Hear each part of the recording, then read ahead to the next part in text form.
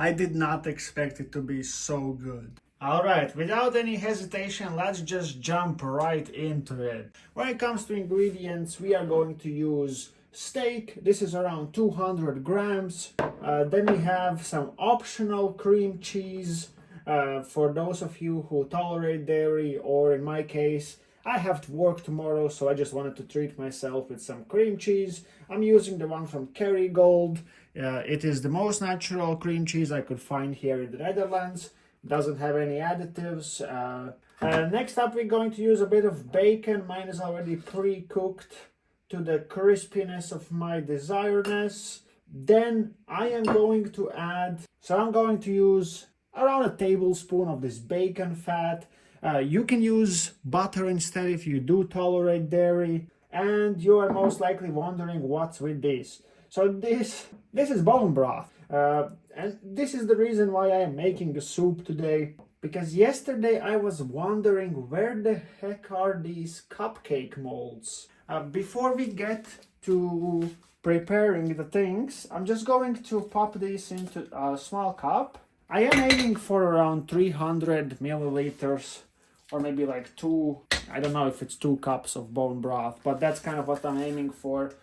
We will see. I might just substitute with a little bit of water if needed. I will also add a few drops of water in, just to prevent the bone broth from starting to cook, just like that. When it comes to ingredients, I forgot to add that I might also add 1 or 2 eggs, just for that extra creaminess. And if you're not using nor butter nor the bacon fat, then eggs I think are a must. But now we should cook the steak. For this soup, I want my steak to be medium. But usually when I cook it on a pan, it is something like either it's rare or it is too well done. When it comes to the air fryer, I kind of have to use some weird tricks, like sometimes I go even as far as measuring with the measure tape, and then I go to ChatGPT and I ask, hey, help me, how many degrees should I set the air fryer and how much I should cook it for. So maybe the solution to this issue is having a more serious and more delicate machine.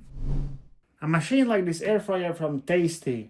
On the right side, it has a little compartment which hides the secret tool to the perfect steak. And that tool is this dual sensor probe. As you can see, it's in a neat little compartment that just clips right back in so you don't lose it. And the dual sensor means that it's going to measure the temperature both internally and also externally. We are going to first insert this probe into the steak. So what you want to do is you want to find kind of the thickest part of the steak. I think I'm going to insert the probe somewhere in the middle and approximately until the middle of the steak. Just like that. Now we can place the steak into the air fryer. And the wire sticks out nicely. And here on the other side there's a little hole, and I'm just going to put the probe in until I hear a click. Once I turn it on, I can choose between all these different features that it has. I have already tried making pork chops, I have already made chicken wings, and now it's time for the steak. Of course, you can also manually choose the mode that you want to cook, whether it's air fry, slow cook, or dehydrate. But alright, the steak is in, the probe is in, so we are now going to choose steak. Now you have to choose between, you can choose New York strip, you can choose ribeye, filet, T-bone, or that one. I'm not gonna try to spell it, but let me just choose this one. I'm not sure what type of a steak is this, but so I wanted medium, and that's it. So right away it shows the internal temperature of the meat. It is now at 68 degrees Fahrenheit, and it says it's gonna take approximately 18 minutes.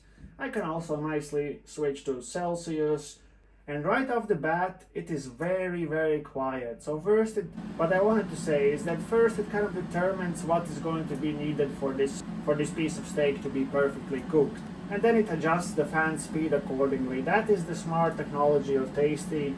I also assume it might be electricity saving, since it does blast the fans or lower the speed depending on what the meat needs.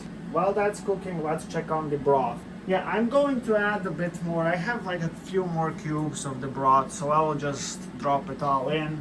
Of course, a lot of you have also suggested that if you want thicker soup, you can also add gelatin. So after cracking 2 of these eggs into this small bowl, I'm going to kind of like whip them a little bit, just to mix the yolk with the egg white. Because later I'm going to kind of like do an egg drop version of this. I mean, if you have seen my chicken soup, then you know that I did the egg drop with a syringe. Well, this time I'm not going to be so silly, or maybe I will. You never know. Right about now, I am very curious what's happening with the steak. There comes an amazing feature that Tastee has, is it has a window here. You cannot see it right now, but if I press this button here on the top, it turns on the light. And now I can see how my steak looks from the inside, which is amazing. You know, this is one of those things that you don't know that you need until you have it. And now, you might not hear because I'm using a little bit of a background noise reducer for the microphone, but now the fan suddenly became very, very quiet. I kind of still want to compare the noise level to when a fridge is running, you know, when fridge is doing this freezer thingy. I don't know what it's called, but the point is that the fan is now very quiet, and that's the smart technology of Tastee that's kind of adjusting the heat just to guarantee that I get the perfect steak. I hope. And fun fact about air fryers, actually, air fryers were invented in 2006 by a Dutch engineer whose name I do not remember, but I'm sure I will pull up his picture around here. And in 2010, Philips did come out with the first commercial air fryer after the guy sold the patent. And now many years later, Tastee came out with this. And I think it's just air fryers have come such a long way. And you know, it's coming from somebody who's using air fryer every single day. I really don't think there is any day when I do not use my air fryer. So yeah, just to repeat myself, it is very quiet right now. The bone broth is starting to smoke. So at this point, our steak is ready. I will take it out and let it rest shortly. But at this point, what I'm going to do are 2 things. Thing number 1 is I'm going to add a tablespoon of the bacon grease, around this much. Just going to pop it in. If you have bone broth that comes already in liquid form, then you would add the bacon grease before you add the bone broth. But since mine was frozen, I kind of wanted it to become liquid first, so I'm kind of reversing the process here. Next, we are going to add, I think, 1 or 2 tablespoons of this cream cheese. And I'm splashing everywhere, but that's in my nature. Welcome to Meet Carnivore. I need my kitchen tongs. But where are they?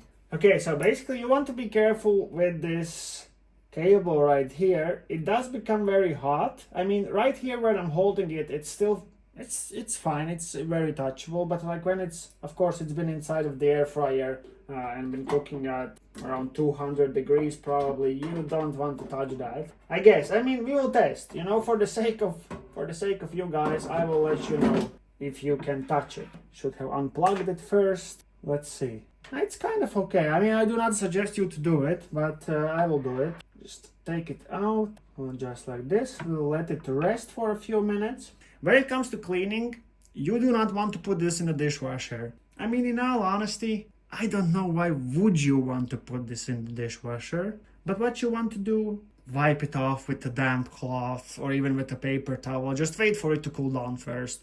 Ooh, yeah, this part, it cools down fast, so that's great. But this I'm not gonna touch, it looks scary. However, the basket and the little grill thingy, tray, not sure what it's called, both of those things you can put in the dishwasher. And that's just great for somebody like me. If you would like to get one of these yourself and take your steaks to the next level, or just your carnivore cooking in general to the next level, maybe for yourself or some friend or family, you can go to their website and use code Meet Carnivore for a 10% discount and free shipping. The link will also be in the description. I would just like to thank Tastee for giving me the opportunity and for sending me one of these to take my own steaks for the next level. I'm going to have so much fun with this. I already know that. Let's get quickly to the broth because it's getting a little bit wild. I'll just turn down the heat a bit, mix it all up, and let's just drop this Yeah, I told you something is gonna happen. But I'm dropping it, you know. I mean, it was a little bit of a waterfall. It's fine. It will do the job, you know. That's the point, guys. So now I'm going to cut the steak into cubes, and then I'm going to cut up the bacon. Look at that. This is not something I could ever achieve on a pan. Cuts so smoothly, and it's medium, just like I ordered. I do want to try a slice just to compare how it is. It's so juicy and so soft, and the texture is just perfect. I'm so confident that I'm not going to use pan ever again to cook my steaks. It's all going to be in the air fryer from now on. So I will cut them up into small cubes, and I will just add these in for maybe like 1 more minute, just to not overcook the steak, but to let it quickly kind of absorb everything. This soup kind of gave me 1 big portion, or maybe 2 smaller ones. Also, one thing that's up to you right now, you can either drop everything in, or if you know you're gonna have more portions, maybe you save a bit of steak and add it later. It's really up to you, just to enhance the flavors. That's that. Let me just find my ladle, mix in the steak. When it comes to bacon, it also, you have 2 options. You can either just use it purely for decorating and putting on top, or you can cut up more and just drop it in.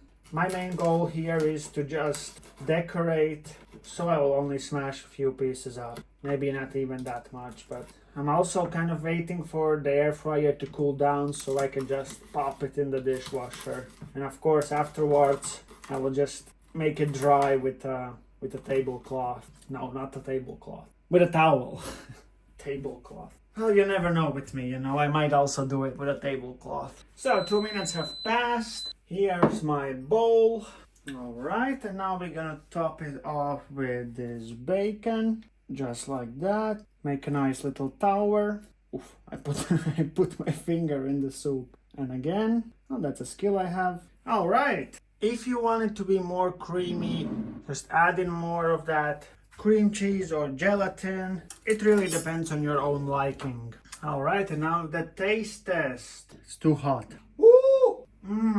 I did not expect it to be so good. The steak is just perfectly cooked, just like I would have ever wanted. And that all thanks to Tastee.